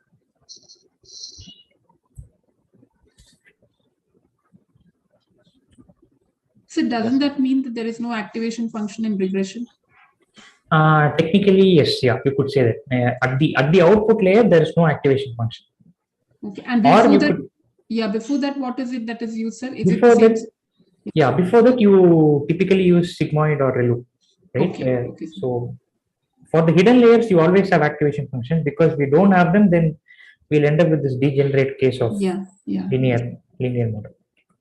Thank you, sir. So for a binary classification, we'll use the regression. So for a binary classification, we go for softmax, but we can also go for sigmoid. That's a small technicality. So see, for a binary classification, you can have 2 units of the output, right? 1 for 0, 1 for class 1. Right. And then you can use softmax. You could either do that, or alternatively, what you could do is you could have a single unit in the output layer, and then have sigmoid as the activation function, and then you can connect this with logistic regression. Whenever it is greater than 0.5, you will output 1. Okay. Right. So that's a good point. So what I have mentioned here is not binding, right? So you could use softmax. Typically for multi-class you use softmax, but then for binary classification you can also use sigmoid and have just one output neuron. Okay, so if you do all this, any questions? Sir? Yeah. So for whether it is a regression problem or a classification problem, in the intermediate layers we will use ReLU or tanh or sigmoid, and in the last layer or in the output layer we will use G of Z equal to Z or sigmoid, depends upon the regression and classification, right? Yeah. In the last layer, we'll use with either identity or softmax or sigmoid, depending on what kind of problem we are solving.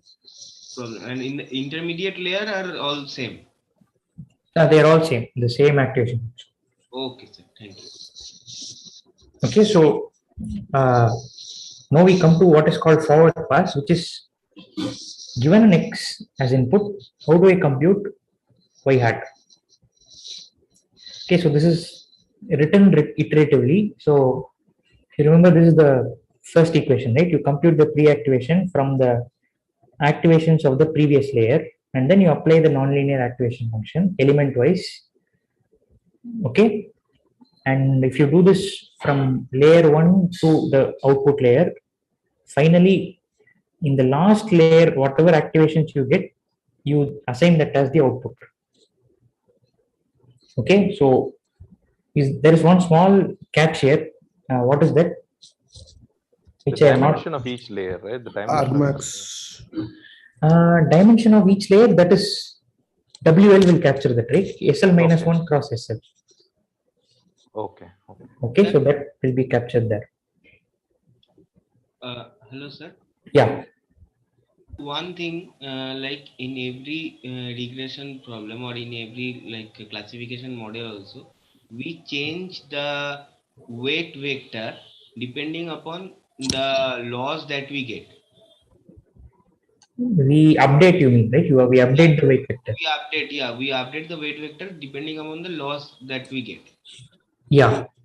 So here the loss we will get is the last layer will depend upon the loss that we get, but the intermediate layer, in the intermediate layers, the output that we are getting, we cannot, like, can we calculate the error for those layers?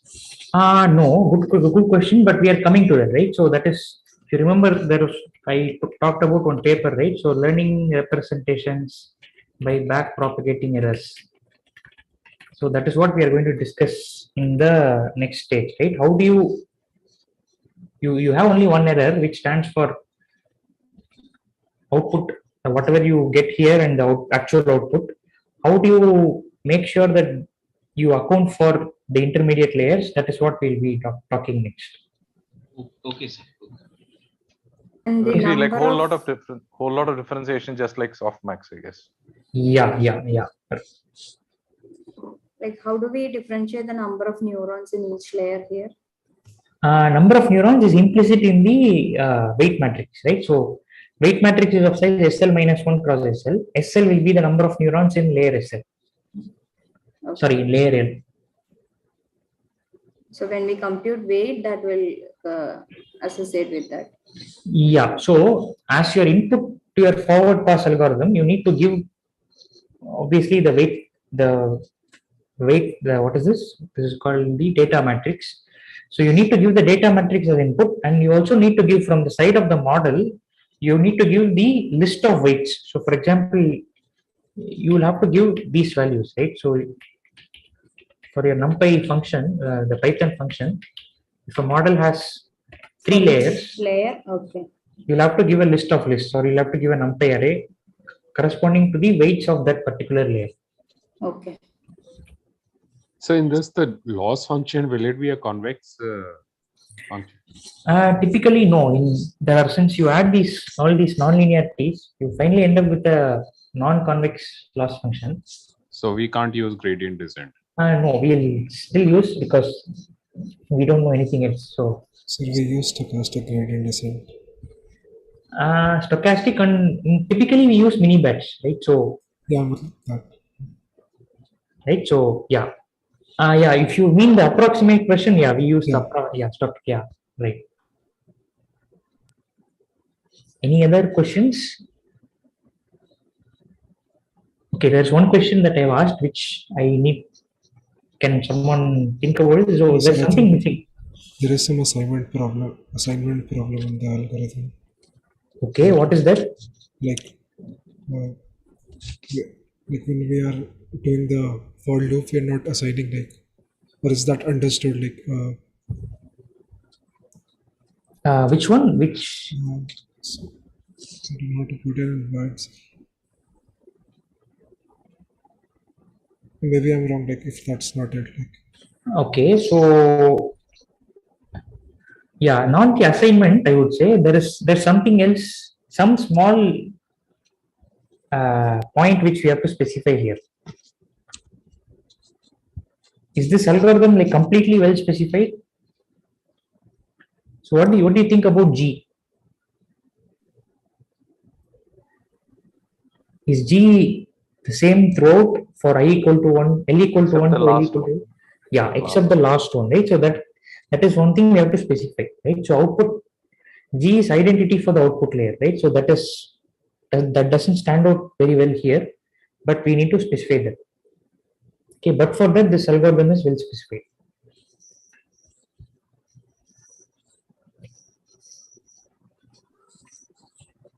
So I thought that L meant the last layer except the one where you actually give an output. Okay, no. The capital L. So we have capital L layers starting from 0. So A0, sorry, the L equal to 0 stands for the input. L equal to capital L stands for the output. Okay. Excuse me, sir. May I ask Yeah, something? yeah. So in the last layer, when we are returning G of ZL, so that essentially will be a vector of probabilities, right, sir? For classification, yeah, it will be a. For classification, yeah. the last layer. The last layer will be a vector of probabilities. Probabilities, and or whichever is the maximum, we'll take that as the label. We'll take that as the label. So for classification, your forward pass will look like this, and G is softmax for the output layer. So you'll have your y hat. Okay, essentially it will be a matrix of probabilities where each row is a vector of probabilities. Right. So just like we had in the case of softmax iteration, you'll get a matrix of probability values. Okay, so But like each we have rows- Sorry, please continue. Yeah, so this row, the probabilities should add up to 1, like a quiz to question. That's the only restriction. Yeah, each row will add up to 1. So n examples, n probability vectors. Right, k classes, k neurons in the output layer.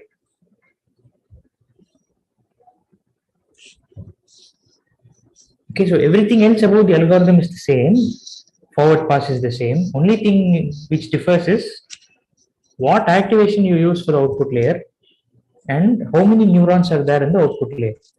Everything else about the forward pass for regression and classification will remain the same. So, sir, how do we then take the argmax of this y hat, the matrix? You will do it along axis 1. Okay. Okay, so along axis 1, you will take the argmax. np.argmax of y hat, comma axis equal to 1 will give you the predicted labels. Okay. Understood. Okay, so that is the forward pass. So, okay, so then we have loss and then we have computing the gradient. So we have 4 more minutes before the official close. Do we want to discuss this now? Because there are like several things after this. So we have the loss and then how to compute the gradients. So do you want to set up a different follow-up session to go through in detail? Yeah, I want to do that, or so I just want to know if do you want to do it now? No, sir. We'll have a follow-up session. Okay, so the question is, do you want that follow-up session to be the Saturday session or sometime before that? Can it be earlier, sir? Earlier, Okay. like a Wednesday or a Thursday will be Okay, ideal. Wednesday or Thursday. So Wednesday, how many of you have sessions in the evening? This group. What sessions do you have? We can do a majority voting here. We have a math session. When is it? It's from 4 to 6. Okay. Does anyone have a session from 8 to 10 on Wednesday? No, sir. Okay. Is 8 to 10 on Wednesday a good time to have this, to continue? Yeah. Okay. Wednesday or Thursday, which is better? Wednesday or Thursday? Wednesday is fine. Wednesday is fine. Okay. Thursday would be better, sir. Like if everyone is okay with it, Thursday would be better. Okay. So how many of you want it on Wednesday? Since we started off with that, I just want to. So there is no preference. I think just whatever works for the majority. Okay. So Wednesday or Thursday, both are fine, right? Yeah, I think. Okay. Yes, sir. Yeah, 8 to 10, both of them. 8 to 10 is fine. Okay. All right. So we'll stop. Then we'll stop here. What we'll do on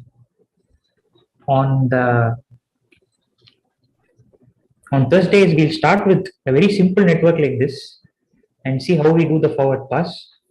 Okay. And then how do we compute the loss and how do we do what is called a backward pass, right? So that is what we'll do. It may not be from 8 to 10. If it gets over, I hope you don't mind, right? We may get over by 9 also, but if it extends, then we do it till 10. Yeah, definitely. Okay, so any questions regarding what we have covered so far? Sir, I don't have a question. I just wanted to make a suggestion. Yeah. That Cornell course, the Killian Van Wyk course, he explains the neural networks in like a really good way. I think like those two lectures, I think I would suggest everyone to watch. Oh, nice. Okay, sure. Which really good. I can't hear Parth. Which one? Hello. The Cornell course you're talking about, right? Yeah, I'll share it in the chat, like the lectures. Yeah, please. Yeah, so yeah, in this context, since you started this, I also want to share one thing. See, for the decision tree bagging boosting part, strongly encourage you all to look at Professor Madhavan's lectures. How many of you know that Professor Madhavan also teaches machine learning? Yeah, it's on his website. Right. So, I mean, I looked at his decision tree lecture. It's fabulous, actually. So you can all look at lectures. Where is it, sir? In which portal? So yeah, it is in his homepage. I will share that link also. That'll be helpful, sir. Thank you.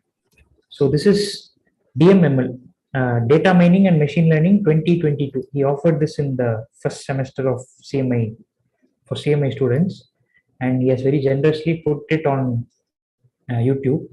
So lectures 4 and 5 are on decision trees, and lecture there is one on boosting, bagging and boosting, which he has done.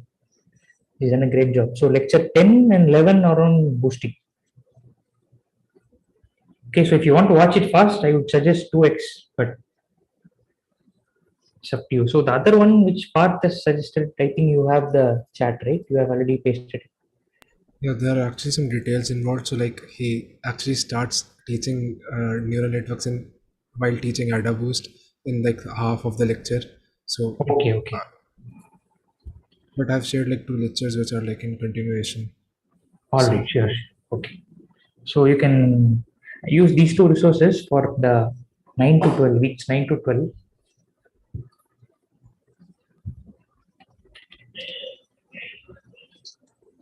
So the final end term syllabus would be the entire course, right? Or would it be a piece of the course? Final syllabus would be entire course. So for the theory exam, it will be the entire course. For the OPP, it will be till week 11. The neural networks part is not there. Okay, sir. Thank you, sir. Yeah. Okay, then there are no other questions. We'll meet on, say, Wednesday or Thursday, which we'll intimate soon. Yes. Thank you, sir. Thank you very much. Yeah. Thanks a lot, sir.